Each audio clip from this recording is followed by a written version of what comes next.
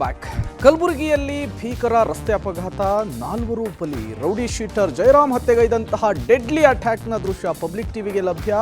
ನಿಲ್ಲಿಸಿದ ಸ್ಕೂಟಿಯಲ್ಲಿ ಹಣವನ್ನು ಕದ್ದು ಕಳ್ಳರು ಕ್ಷಣಾರ್ಧದಲ್ಲಿ ಎಸ್ಕೇಪ್. ಎಲ್ಲದರ ಡೀಟೇಲ್ಸ್ ಕರ್ನಾಟಕ ಟಾಪ್ 20ಯಲ್ಲಿ. ಕಲಬುರಗಿಯ ಸೇಡಂನಲ್ಲಿ ಭೀಕರ ಅಪಘಾತವೊಂದು ಸಂಭವಿಸಿದೆ. 2 ಬೈಕ್ಗಳ ಮಧ್ಯೆ ಮುಖಾಮುಖಿ ಡಿಕ್ಕಿಯಾಗಿ ಇಬ್ಬರು ಸ್ಥಳದಲ್ಲೇ ಸಾವನ್ನಪ್ಪಿದರೆ ಇನ್ನಿಬ್ಬರು ಆಸ್ಪತ್ರೆಯಲ್ಲಿ ಮೃತಪಟ್ಟಿದ್ದಾರೆ. ಕಲಬುರಗಿಯ ಹಾಬಾಳ ಗ್ರಾಮದ ಬಳಿ ಈ ಘಟನೆ ನಡೆದಿದೆ. ಸಿದ್ದು, ಸುರೇಶ್ ರೆಡ್ಡಿ, ಮಲ್ಲು ಪೂಜಾರಿ, ಪ್ರಕಾಶ್ ಪೂಜಾರಿ ಮೃತ ದುರ್ದೈವಿಗಳು ಅಂತ ಗುರುತಿಸಲಾಗಿದೆ. ಸೇಡಂನಿಂದ ಹಾಬಾಳ್ ಕಡೆ ಹೊರಟಿದ್ದ ಬೈಕ್ ಎದುರುಗಡೆಯಿಂದ ಬಂದ ಇನ್ನೊಂದು ಬೈಕ್ ನೇರ ಡಿಕ್ಕಿಯಾಗಿ ಬೈಕ್ಗಳು ಸಂಪೂರ್ಣ ನಜ್ಜುಗುಜ್ಜಾಗಿವೆ. ಸ್ಥಳಕ್ಕೆ ಸೇಡಂ ಠಾಣೆ ಪೊಲೀಸರು ಭೇಟಿ ನೀಡಿ ಪರಿಶೀಲನೆ ನಡೆಸಿದ್ದಾರೆ.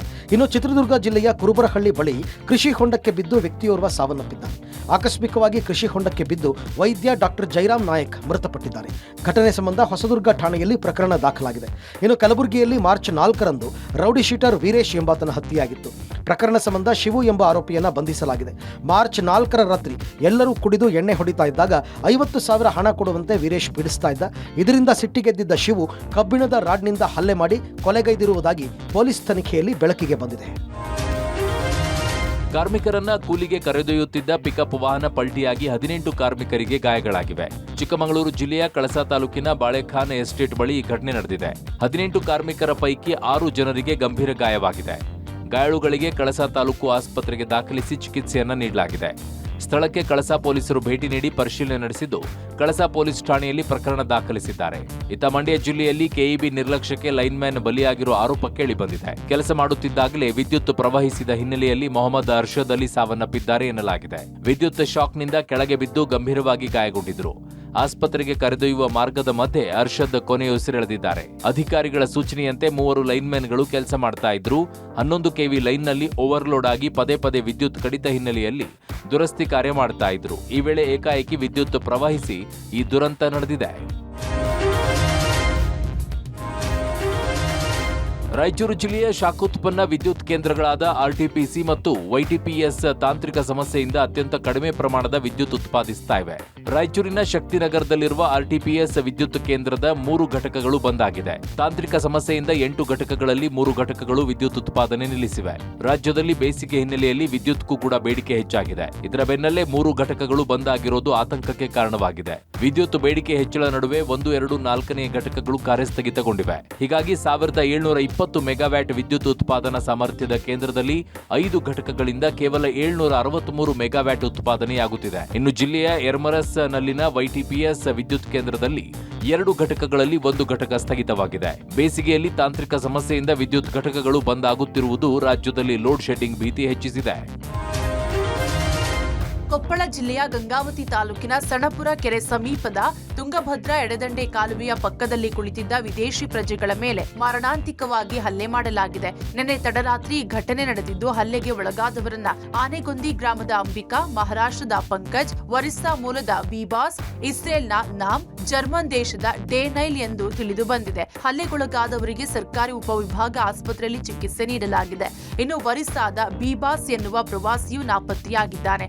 ಹಲ್ಲೆಗೆ ಒಳಗಾದ ಪ್ರವಾಸಿಗರು ರಾತ್ರಿ ವೇಳೆಯಲ್ಲಿ ಎಡದಂಡೆ ಕಾಲುವೆಯ ಪಕ್ಕದಲ್ಲಿ ಕುಳಿತುಕೊಂಡು ಸಂಗೀತ ಕೇಳುತ್ತಿದ್ರು.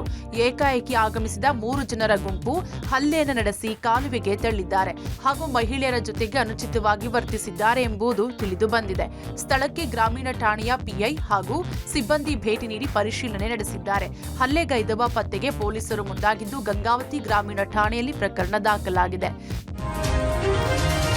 ಬೆಂಗಳೂರಿನ ವಾಹನ ಒತ್ತಡ ತಡೆಯುವ ನಿಟ್ಟಿನಲ್ಲಿ ಬಿಡಿಎ ನಗರದಾಚೆ ಫೆರಿಫೆರಲ್ ರಿಂಗ್ ರೋಡ್ ಪ್ರಾಜೆಕ್ಟ್ಗೆ ಮುಂದಾಗಿತ್ತು. ಜೊತೆಗೆ ಭೂ ಸ್ವಾಧೀನ ಪ್ರಕ್ರಿಯೆ ಆರಂಭಿಸಿ ರಸ್ತೆ ಹಾದು ಹೋಗುವ ಪ್ರದೇಶಗಳ ಮಾಲೀಕರಿಗೆ ನೋಟಿಸ್ ನೀಡಿತ್ತು. ಆದ್ರೆ ಈಗ ನೋಟಿಸ್ ನೀಡಿದ ಬಳಿಕವೂ ಜಾಗಕ್ಕೆ ಬಿ ಖಾತಾ ನೀಡಿದ್ದಲ್ಲದೆ ಸ್ಥಳೀಯರಿಂದ ತೆರಿಗೆ ಹಣ ಕೂಡ ಪಾವತಿ ಮಾಡಿಸಿಕೊಂಡಿದೆ.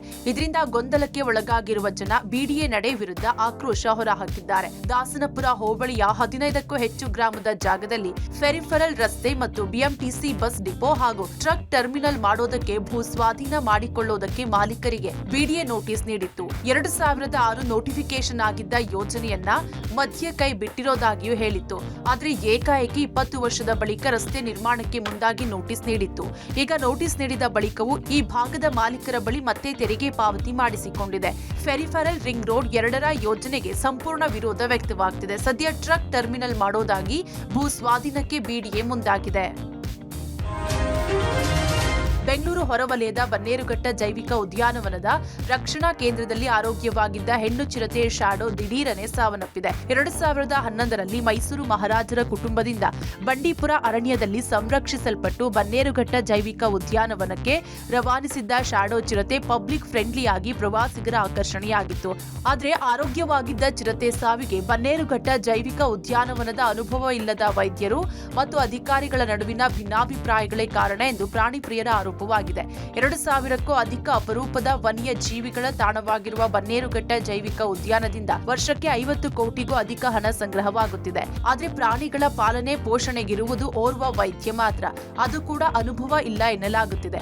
ಅಲ್ಲದೆ 2024-25ನೇ ಸಾಲಿನಲ್ಲಿ 15 ಕೋಟಿಗೂ ಅಧಿಕ ಹಣವನ್ನ ಕಚೇರಿ ಸೇರಿದಂತೆ ಅನಗತ್ಯ ಕಾಮಗಾರಿಗಳಿಗೆ ಹಣ ದುರ್ಬಳಕೆ ಮಾಡಲಾಗುತ್ತಿದೆ ಎಂಬ ಆರೋಪ ಕೇಳಿಬಂದಿದೆ.